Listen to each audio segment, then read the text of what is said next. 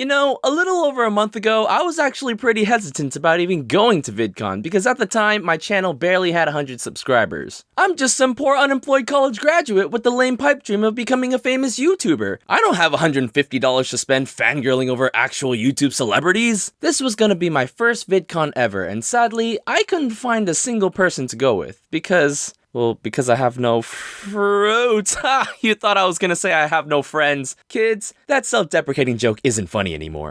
Stop it. Get some help. I kept asking myself, what will I even get out of VidCon? I can barely even consider myself an actual creator yet, so is there even a point in me going?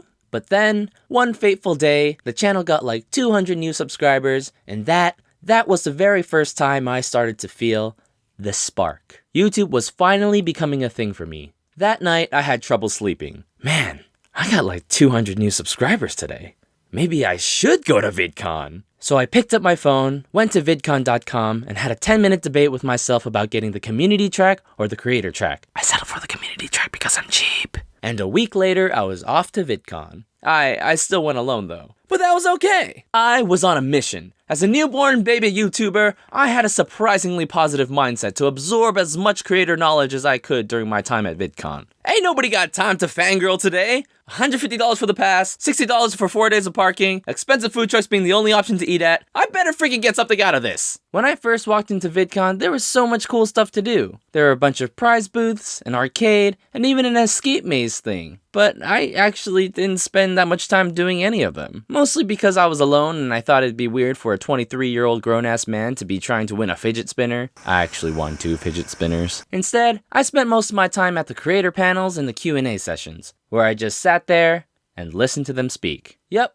I actually paid attention to what they were saying, which was totally the opposite of what University Billy would do. Lamau! And you know what? Just by sitting and listening to these creators talk, I was able to learn my very first YouTube creator lesson. Even though each creator came from different backgrounds, and even though they all had their own unique stories about how they rose to fame, they all still had something in common. They never stopped doing what they loved doing. And now they're on stage and inspiring others to do what they love doing too. And that's when I thought to myself, man, I really like this.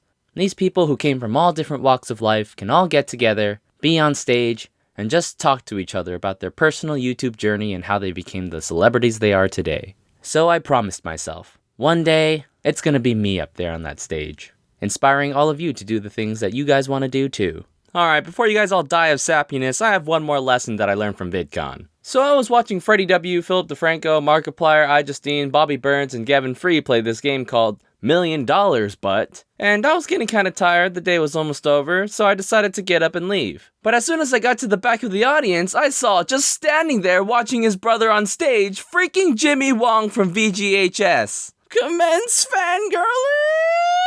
I thought, oh my god, what do I do? Oh geez, why do I keep getting closer? Hey Jimmy, nice to meet you, dude. Oh my god, I can't believe I didn't mess that up. And we actually had a really nice conversation. We talked for a little bit about his upcoming projects, and I showed him my lame YouTube channel, and he asked me who my inspiration was, and I told him The Odd Ones Out, and he said, who's The Odd Ones Out? I've never heard of him before. What? You've never heard of The Odd Ones Out? And because of this interaction, I realized, man, this famous YouTuber has never even heard of this famous YouTuber. The world sure is a pretty big place, isn't it? So I don't know if any of you guys noticed, but I was the creator on the rise on Monday. That was pretty cool. I don't know why it happened, but it did. So welcome new subscribers. I gained like 17,000 new subscribers in one day. I hope you learned something today. I was too lazy to animate this last part, but I was sitting at Casey Neistat's panel, and he was like 30 minutes late. Shame on you, Casey. But you know what I noticed? There was like a lot of freaking people with the GorillaPod vlogging setup, and I couldn't help but to cringe at it all. I'm really glad that I stopped vlogging because, oh man, it was annoying to see all of that in my face. Being an animator is cool. You can actually just sit there and collect your thoughts to use in videos for later instead of trying to capture the moment in the moment. Plus, I think my friends were getting kind of pissed at me for putting my camera in their food all the time. Okay, well, I'm gonna go now. Be better, everyone.